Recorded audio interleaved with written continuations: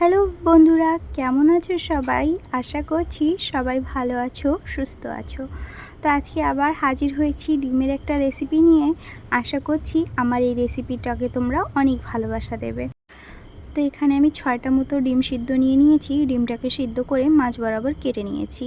আর এই তরকারিতে ডিমটা এরকম কেটে দিলে খেতে দুর্দান্ত লাগে। তোমরা বাড়িতে অবশ্যই এই রেসিপিটা একবার হলেও ট্রাই করো। রুটি, পরোটা বা ভাত সব কিছুর সঙ্গেই এই তরকারিটা জাস্ট জমে যায়। তো এখানে তরকারি বানানোর জন্য প্রথমেই আমরা একটা মশলা তৈরি করব। একদমই কম মশলার মধ্যে এই তরকারিটা আমি তোমাদেরকে রান্না করে দেখাবো। তো এখানে দেখতেই পাচ্ছ একটা বাটি নিয়ে নিয়েছি। এখন দিয়ে দেব 1 চামচ মতো জিরে। তো আমরা ছোট চামচের 1 চামচ জিরে দিয়েছি আর 1 চামচ গোটা ধনে। আর এখানে দিয়ে দেব কিছুটা পরিমাণে কাঁচা লঙ্কা। তো কাঁচা লঙ্কাটা তোমরা যেমন ঝাল খেতে পছন্দ করো তোমাদের অ্যাকর্ডিং লঙ্কাটা কম বেশি করতে পারো। তো এখানে দেখতে পাচ্ছ আমি এখানে সবুজ বেগুন নিয়েছি। তোমরা চাইলে এখানে কালো বেগুনগুলো ইউজ করতে পারো। তো এখানে যেহেতু গোল বেগুন ছিল তো আমি 4 কোনা করে কেটে নিয়েছি আর আলুগুলোকে লম্বা রেখেছি। তো তোমরা চাইলে লম্বা বেগুন দিয়েও এগুলো করতে পারো। তো এখানে সবজি কাটা হয়ে গেছে। তো বন্ধুরা, কড়াইটা গরম হয়ে এসেছে আর এখন আমি এখানে অ্যাড করছি তেল। তো তেলের পরিমাণটা একটু বেশি আছে যেহেতু আমরা এখানে ডিমগুলোকে ভেজে নেব। তো বন্ধুরা, তেলটা গরম হয়ে এসেছে। এখন তেলের মধ্যে দিয়ে দেব হাফ চিমটি লবণ আর একটু হলুদ। এতে করে আমাদের ডিমটা ভাজার সময় কড়াইয়ের সঙ্গে লেগে যাবে না। তোমরা চাইলে ডিমে লবণ হলুদ মাখিয়েও ভেজে নিতে পারো। তো এখানে দেখতে পাচ্ছ আমি এক এক করে কাটা ডিমগুলো দিয়ে দিয়েছি আর উল্টো সাইড করে দিয়েছি, মানে কুসুমটা উল্টো রেখে দিয়ে দিয়েছি। আর এখন এই যে লাল লাল করে আমরা ডিমগুলোকে ভেজে নেব। আর দেখতেই পাচ্ছ আমার একটাও ডিমের থেকে কুসুমগুলো আলাদা হয়নি, সব জয়েন্টই আছে। তো এখানে আমার ডিমগুলো ভাজা হয়ে গেছে। আমি ডিমগুলোকে এখন নামিয়ে নেব আর সেম সেকেন্ড ব্যাচও আমি এখানে ভেজে নেব।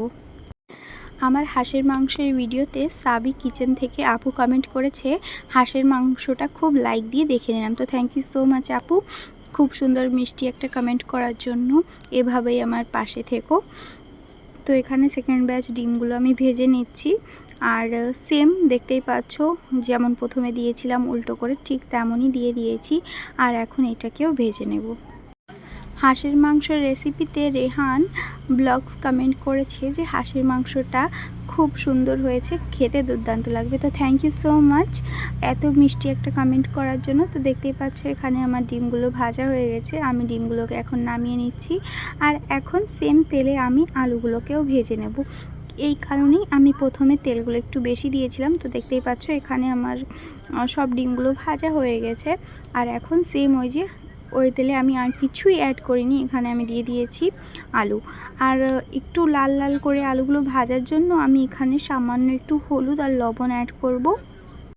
বন্ধুরা, আমার এই ভিডিওর কোনো অংশ যদি তোমাদের ভালো লেগে থাকে তাহলে প্লিজ একটা লাইক কমেন্ট শেয়ার করো। আমার চ্যানেলে নতুন থাকলে প্লিজ চ্যানেলটিকে সাবস্ক্রাইব করে বন্ধু হয়ে আমার পাশে থেকো।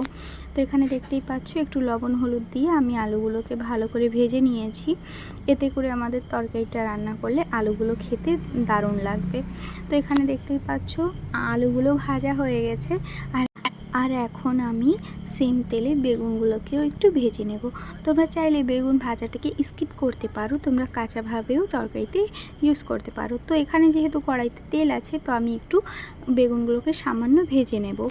তো এখানে বেগুনগুলোকে ভেজে নিলেও খেতে কিন্তু দারুণ লাগে।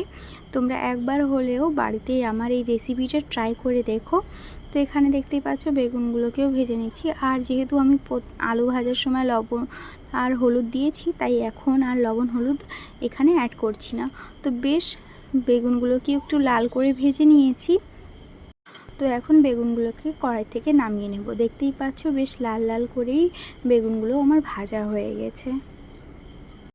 তো বন্ধুরা, আমার এই ভিডিওটা কে কোথা থেকে দেখছো অবশ্যই কমেন্ট করো। তোমাদের একটা কমেন্টে আমি অনেকটা মোটিভেট হই। তো প্লিজ কে কোথা থেকে ভিডিওটা দেখছো আর ভিডিওটা তোমাদের কেমন লাগছে অবশ্যই কমেন্ট করে আমাকে জানিও।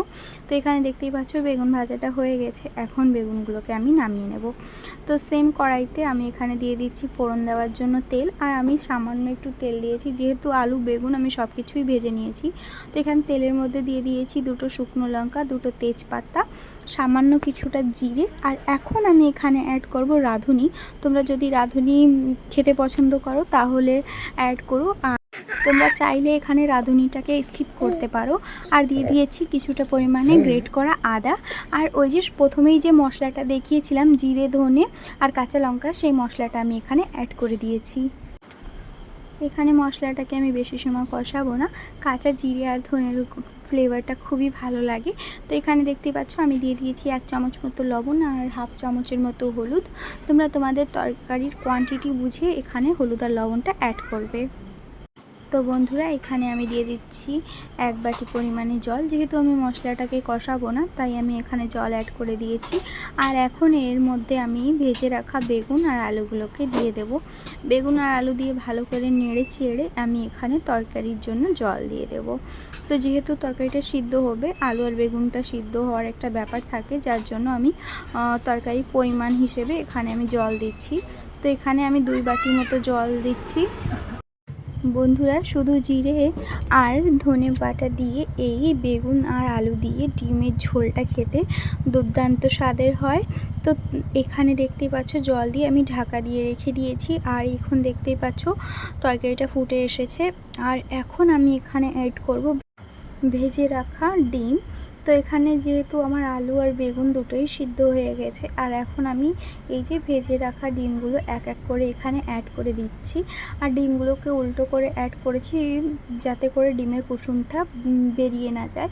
তো এখানে দেখতেই পাচ্ছ ডিমগুলো দিয়ে আমি একটু খুন্তির সাহায্যে চেপে দিয়েছি যাতে করে ঝোলের যে ফ্লেভারটা আছে ডিমের মধ্যে ভালোভাবে চলে যায়।